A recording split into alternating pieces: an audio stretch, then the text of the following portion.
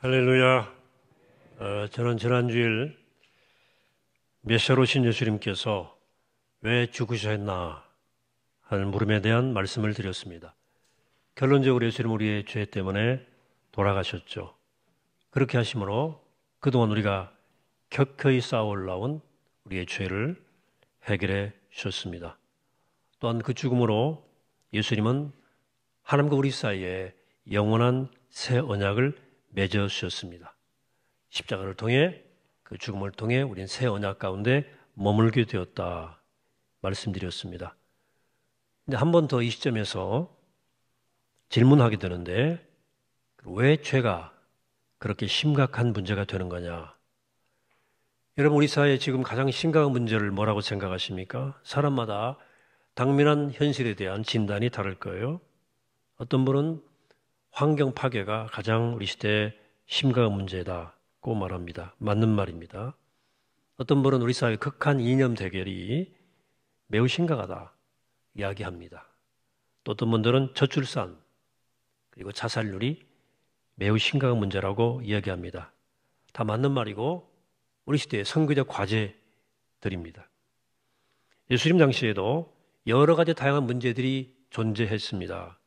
로마가 자행하는 인권 유린도 심각했고 빈익빈 부익부의 경제적인 부정의 문제도 심각했습니다.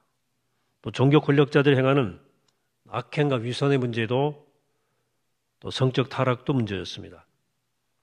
이런 상황에서 사람들은 각기 자신이 생각하는 절박한 문제를 예수님께서 해결해 주시기를 소망했습니다. 어떤 이들은 예수님께서 무장혁명을 일으켜서 로마를 몰아내 주시기를 기대했고 어떤 사람들은 예수님께서 유대교를 좀 개혁해 주시기를 바랐습니다. 하지만 예수님은 인간 존재의 가장 깊은 곳에 있는 죄 문제를 주목하셨어요. 모든 부정과 불의와 악이 바로 거기서부터 그 죄로부터 나온다고 생각하신 것이죠. 말하자면 주님은 증상을 주목한 것이 아니라 그 모든 증상을 만들어내는 원인을 주목하신 것입니다. 그래서 주님은 혁명도 일으키지 않았고 로마 유대교의 정면으로 맞서지 않으셨습니다. 그런 걸 기대했던 사람들은 나중에 실망하거나 배신감을 느끼고 하나둘씩 떠나갔습니다. 하지만 주님은 흔들리지 않고 당신의 표적을 향해서 한 걸음 한 걸음 나가고 마침내 그 표적에 당신의 몸을 던지셨습니다. 그런데 당신도 그랬지만 오늘도 죄를 모든 문제의 근원으로 보고 그것으로 향했던 그 주님의 모습에 잘 동의를 못하는 사람들이 있습니다. 하나님께서 그 죄의 문제를 그토록 심각하게 여겼다는 그 사실도 수긍기 어려워합니다. 사실 죄가 무엇이고 우리 죄가 얼마나 심각한지를 모르면 이 모든 문제, 이 모든 것을 동의하기가 어렵습니다. 물론 이 죄에 대한 접근 방식에 문제가 있을 수도 있어요. 제 친구는 자기는 교회에 가면 다짜고짜 죄인이라고 하는 그 말에 마음이 와닿지 않았답니다. 창백한 얼굴을 하고 마치 죄의 그 뭐랄까 노이로제에 걸린 사람처럼 말끝마다 그 죄야 하는 그 소리에 거부감이 있었대요. 그게 트라우마가 되어서 지금도 설교 시간에 죄라 말을 들으면 거부감이 온다는 거예요. 죄의식의 과잉이 빚어낸 문제라고 할 수 있겠습니다. 우리가 죄란 말을 들을 때 보통은 죄된 행동을 생각하기가 쉽습니다. 누구를 미워했다든지 남을 훔쳤다든지 성적으로 타락했다든지 뭐 이런 거예요. 근데 그런 행동 이전에 우리가 주목할 것은 죄에 오염되어 있는 우리의 영적 상태입니다. 죄를 지을 수밖에 없는 우리의 상태예요. 우리의 존재 자체가 죄라고 하는 바이러스에 전염되어 있다는 거예요. 우리 모두는 죄의 보균자들입니다. 모두가 죄의 가능성을 가지고 있습니다. 이런 신문 칼럼이 있었어요. 비행기에서는 흡연을 철저하게 금지합니다. 이 비행기 화장실에 가면 금연이란 그 표시 밑에 잿더리가 있어요. 예. 모든 비행기가 다 그렇습니다. 보통 그냥 지나치죠? 어떤 사람이, 이 칼럼 쓴 사람이 저 이상하다 생각한 거예요. 왜 금연이고 밑에는 왜 잿더리가 있나? 그래서 이 관계자에게 전화가 와서 문의했다는 거예요. 호기심이 그 정도는 돼야 뭘 문제를 해결할 거 아니겠습니까? 대답이 흥미로웠습니다. 비행기에서 흡연을 못하도록 벌금을 때리고 뭐 겁을 주고 아무리 말을 해도 담배를 피우고야 마는 사람이 통계적으로 한 1%, 2%가 꼭 있다는 거예요. 그럴 경우 잿더리가 없으면 아무 데나 버리게 되고 잘못하면 큰 비행기 사고가 난다는 거예요. 실제로 1970년경에 아무렇게나 버린 담배 꽁초 때문에 사고가 나서 많은 사람들이 다쳤습니다. 죽고.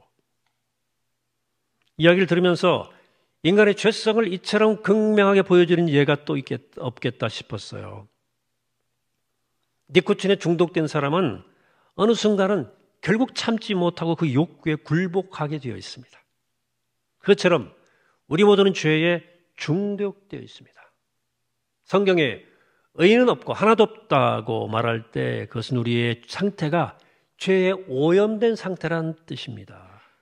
그러므로 이 죄의 가능성으로부터 면제된 사람은 한 명도 아무도 없다는 거예요.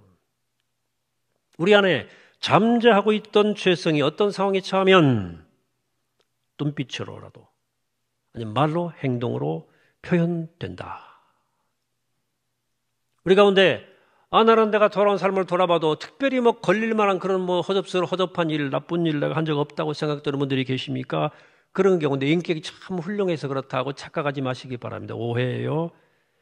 실은 여러분 안에 있는 그 죄성이 흉측한 모습을 드러낼 만한 조건을 만나지 못했을 따름입니다.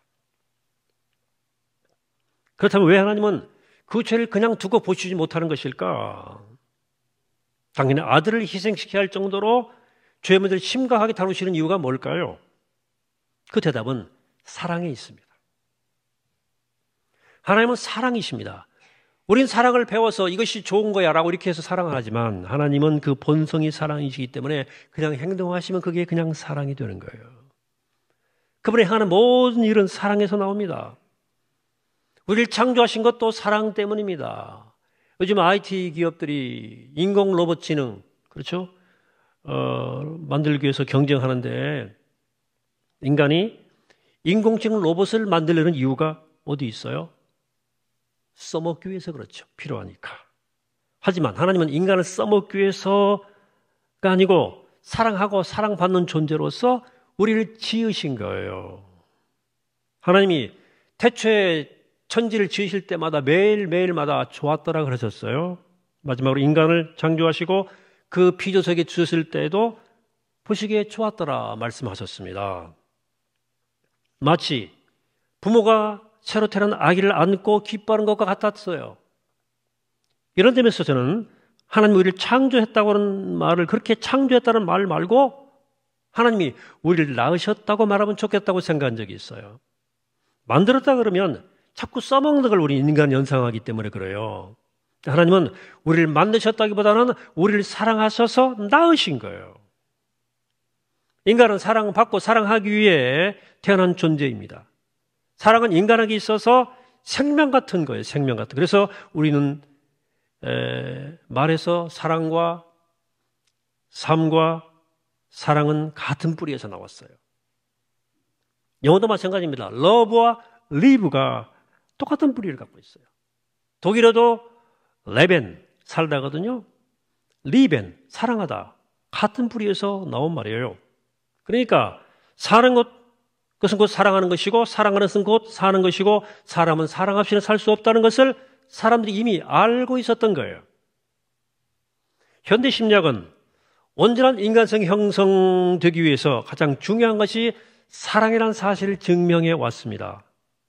사랑은 한 사람이 태어나서 살아가야 할 정신적인 토대요 그의 세상입니다. 특별히 부모의 사랑은 자녀에게 있어서 세상 그 자체예요.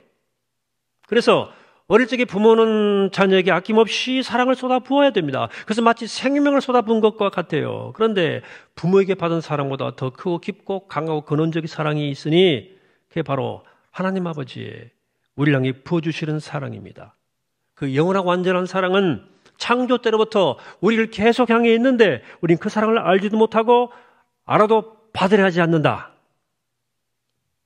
사실 우리 자신의 모습을 보면 하나님이 나 같은 거 신경 쓰시고 사랑하실까 의심될 수도 있어요. 하지만 하나님은 우리를 사랑하시는 이유는 우리가 사랑받을 가치가 있어서가 아니고 하나님 그분이 사랑이시기 때문에 사랑을 받게 할 줄 모르는 분이기 때문에 그런 거예요. 오늘 요한은 이렇게 말합니다. 4장 16절에서 하나님이 우리를 사랑하시는 사랑을 우리가 알고 믿었노니 하나님은 사랑이시라. 사랑 안에 거하는 자는 하나님 안에 거하고 하나님도 그의 안에 거하느니라. 하나님은 우리의 자격과 관계없이 우리를 지으셨다는 이유 하나만으로 우리를 사랑하신다는 거죠. 여러분, 부모의 사랑이 우리가 지상에서 경험할 수 있는 최고의 사랑이라고 말할 수 있겠지만 그 사랑도 불완전해요. 깨어지기 쉬워요. 그래서 때로 삐뚤어진 부모님의 사랑으로 인해서 고통받는 사람들이 참 많습니다. 반면에 하나님의 사랑은 부모의 사랑과 비교할 수가 없어요. 그렇기 때문에 하나님의 사랑을 온전히 경험하게 되면 자라면서 받지 못한 사랑의 결핍도 충족시켜요. 충족시키고 남아요. 그래 오늘 보면 18절 이렇게 말합니다. 사랑 안에 두려움이 없고 온전한 사랑이 두려움을 내쫓나니 두려움에는 형벌이 있습니다. 두려워하는 자는 사랑 안에서 온전히 이루지 못하였느니라. 인간의 내면을 가장 깊이까지 파고 들어가면 그 바닥에 두 가지 감정밖에 없다는 것이 정신분석학자들의 말입니다. 하나는 사랑이고 하나는 두려움이에요. 사랑이 결핍되면 두려움이 발생하게 되고 사랑이 그 자리에 자리 잡으면 두려움은 사라지게 된다. 두 감정이 왔다 갔다 하는 거예요. 두려움은 홀로 세상에 내가 던져뒀다는 감정이에요. 그래서 사랑받지 못하면 우주의 미화가 된 것처럼 느껴져요. 세상이 모든 것이 다 자기를 위협하는 것 같고 만약 신이 있다면 그 신도 나를 해친다는 생각이 들어요. 두려워요, 신도. 해서 사랑받지 못하면 두렵습니다. 불안해집니다. 그리고 그 불안감은 그 사람의 말과 생각과 행동을 지배해버려요. 두려움과 불안감. 모든 악의 근원은 우리 내면에 도사리고 있는 두려움이에요. 그 두려움으로부터 오는 불안감이 있는 거예요. 하나님께서 그 죄를 그냥 두고 넘어갈 수 없는 이유가 바로 여기에 있습니다. 죄의 본질은 사랑을 거부한 거예요. 사랑을 버린 거예요. 사랑을 모르는 거예요. 사랑을 배반하는 거예요. 사실 아담과 하와가 선악을 알게 하는 선악과 나무를 따먹은 것은 하나님의 사랑 안에 머물기를 거부한 거예요. 하나님의 사랑보다 더 좋은 것, 더 나은 것, 더 행복한 것이 있을 줄 알고 하나님의 사랑을 떠나버린 거예요. 그러므로 죄의 상태는 하나님의 사랑에서 떠난 상태예요. 하나님의 사랑에 등 돌린 상태라고 말이에요. 아니, 하나님의 사랑이 없이도 나는 얼마나 잘 살 수 있다! 라고 생각하고 살아가는 것입니다.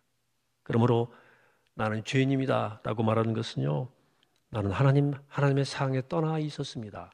라고 고백하는 것입니다. 그렇기 때문에 죄는 두려움을 불러오고 두려움은 불안감을 증폭시킵니다. 그 두려움은 사랑으로만 밀어낼 수 있는데 그래서 하나님께로 돌아가지 않으면 절대 해결될 수 없는 문제가 죄의 문제예요.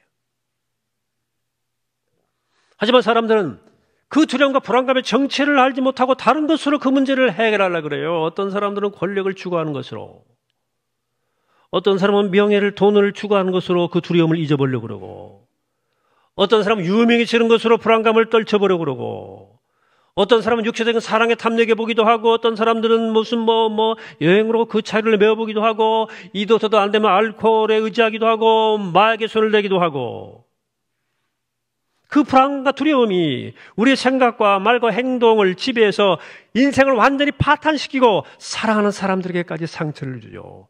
이 땅을 어지럽게 하는 모든 부정과 불의, 폭행과 살해는 그 뿌리가 사랑의 부재에서 오는 두려움 그리고 불안감 때문입니다.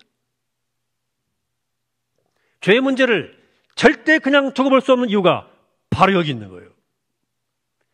인간은 절대 사랑이 아니고는 행복할 수가 없는데 죄는 사랑 없게 살기를 선택하는 거예요. 그 죄에 대한 선택은 그리고 곧 불행을 선택하는 거예요. 나만이 불행한 것이 아니라 사랑하는 사람들까지 불행하게 만들어요. 그 심해지면 낯선 사람들까지 해를 끼칩니다. 인류를 사랑하시는 하나님은 이러한 불행한 상황 안에 우리를 그냥 내버려 둘 수가 없었어요. 이 불행에 빠진 사람들이 있다면 그들을 진정으로 구원할 수 있는 것은 그 힘은 사랑이에요. 이런 비뚤어지고 속속들이 오염된 인생이 있다면 그 인생을 치료할 수 있는 길도 진실한 힘도 사랑입니다. 수많은 사람들을 칼로 찔러 죽이고도 해치고도 재판장에 태연하게 웃고 있는 그 인생도 결국은 사랑의 결핍 때문에 그렇게 된 거고 그 인생을 고치는 것도 사랑만이 할 수 있습니다. 어떻게든 선하게 살아가기를 원하는 저와 여러분 같은 그 소박한 소망을 이룰 수 있는 힘도 사랑밖에 없어요. 인간을 노예로 삼고 이 세상을 전쟁터로 만드는 이 죄의 문제를 근본적으로 치유하기 위해서는 진실한 사랑밖에 없습니다. 그 사랑은 오직 하나님에게서만 찾을 수 있는 사랑이에요. 하나님의 아들이 오신 것이고 해서 그분이 십자가에 달려 돌아가신 것입니다. 이 모든 것은 사랑 때문이에요. 하나님의 처방이에요. 물론 그분 우리의 죄에 대해 분노하시기도 하시죠. 하지만 사랑이 그 분노보다 강하셨어요. 그렇기 때문에 그 사랑으로 그 진노를 품 안으셨어요. 그래 생긴 게 십자가예요. 복음에 요약하시죠? 요한복음 3장 16절 같이 합독해 볼까요? 시작. 하나님이 세상을 이처럼 사랑하셨어요. 독생자를 주셨으니 이는 그를 믿는 자마다 멸망하지 않고 영생을 얻게 하려 하심이라. 하나님이 우리의 죄를 보고 막 화가 나가지고 아들 주신 것이 아니라 우리를 너무도 사랑하셔서 당신의 아들을 내어주셨다. 우리의 죄가 그분의 공의를 자극해서 그분을 분노케 했지만 동시에 그분의 사랑도 함께 자극했어요. 언제든지 손을 뻗으면 닿을 수 있는 그 영원한 사랑에 눈 감고 죄 가운데 허우적거리며 살아가는 우리가 너무나 불쌍해서 당신의 전부를 내어주셔서 당신의 심장을 꺼내서 그분의 사랑을 보여주신 거예요. 여러분, 누군가를 사랑한다는 것은 아픔을 견디는 거예요. 아파할 각오하지 않으면 사랑할 생각도 말아야 됩니다. 원래는 그렇지 않았어요. 원래는 아담과 하와가 하나님의 사랑 안에 그대로 머물러 있었다면 사랑하는 것은 좋은 일이기만 했을 거예요. 그런데 상처받을 각오지 않아도 사랑할 수 있었을 거예요. 하지만 하나님의 사랑을 떠나서 인간의 본성이 깨지고 나니까 사랑하는 것은 지독한 아픔을 동반한 것이 되어버렸어요. 부부의 사랑도 그렇고 부모 자식 간의 사랑도 그렇고 낯선 사람끼리 사랑은 말할 필요도 없습니다. 하나님께도 마찬가지였어요. 하나님 우리를 사랑하시기 때문에 우리의 깨어진 죄로 인해서 아파하시는 거예요. 물론 진노도 하시지요. 때로 진노를 표출하기도 하십니다. 성경을 쭉 신경성을 보면 많은 심판행위가 있었지만 진노가 도를 어느 정도 넘어서면 하나님의 사랑이 그 진노를 언제나 막았습니다. 왜냐하면 진노가 그대로 표출되면 아무도 살아남을 수 없기 때문이에요. 예수님은 하늘에 그 마음을 아셨기 때문에 우리 모두의 죄를 안고 십자가를 지신 거예요. 하나님의 아픔을 대신 겪으신 거예요. 십자가 위에서 하나님은 우리를 향한 아버지의 진노를 품에 안고 죽으신 거예요. 그리고 우리 이 십자가를 바라볼 때 하나님의 사랑 때문에 찢겨진 아버지의 가슴을 볼 수 있어야 됩니다. 사랑으로 찢겨진 가슴. 제가 신학교 시절 신학생은 술, 담배를 안 먹어야 되잖아요. 제가 뭐 쓸까요? 안 먹을까요? 술, 담배 유혹이 있었어요. 담배는 피우면 포문나더라고. 근데 저거 맞지 않아요, 체질적으로. 그래 바로 한두 번 펴보고 안 폈습니다. 근데 술은 쉽지 않더라고. 지금 제가 뭐 술 마실 일이 있겠어요? 근데 당신의 친구들 군대 간다고 모이면 막 왜 술을 마셔? 밤늦게까지 막 부어라 마셔라 하는 거예요. 제가 또 신학생이라고 막 더 권해. 예. 그날 제가 좀 과음을 했습니다. 늦은 밤 취한 채로 집에 터벅터벅 돌아오는데 당시 아버님은 아래층 계시고 부모님은 아래층 계시고 저하고 형님과 할머님이 2층 있었거든요. 근데 살금살금 올라가는데 할머님이 안 주무시고 기다리시더라고. 술 취한 저를 보더니 붙잡고 우시는 거예요. 이놈아, 너 어떻게 목사가 되려고 너 왜 이러냐? 너 어떻게 하려고 그러냐? 신학교 들어간 다음에 하루도 그러지 않고 저를 기도하셨거든요. 근데 이놈이 술 먹고 돌아다니니까 너무 화가 났는데 우시더라고, 저를 붙잡고. 어머님께 제가 숱한 실망을 드렸어요, 젊은 날. 어머니 저 잔소리 많이 하셨는데요. 근데 정말 큰 잘못 저질렀는데 제가 뭐라고 말씀 못 드리겠네. 예. 화를 내지 않고 방에 들어가서 우시더라고요.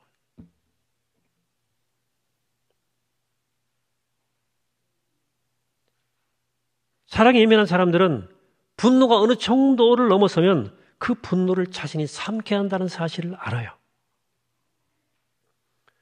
어느 정도의 분노는 사랑의 표현일 수 있지만 정도를 넘어선 분노는 사랑을 깨트려버리거든요.